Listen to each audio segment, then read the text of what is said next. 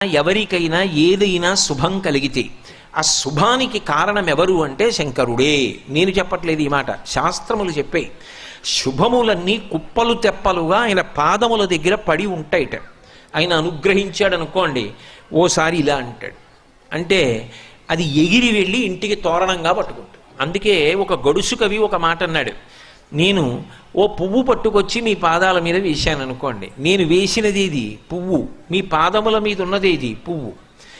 నేను ఒక పువ్వు పట్టుకెళ్ళి మల్లికార్జున లింగం మీద వేశాను అనుకోండి, పరమ ప్రేమతో వేశాను అనుకోండి, ఆ పువ్వు ఓ ఏడాది తర్వాత నా ఇంటి మనవడు.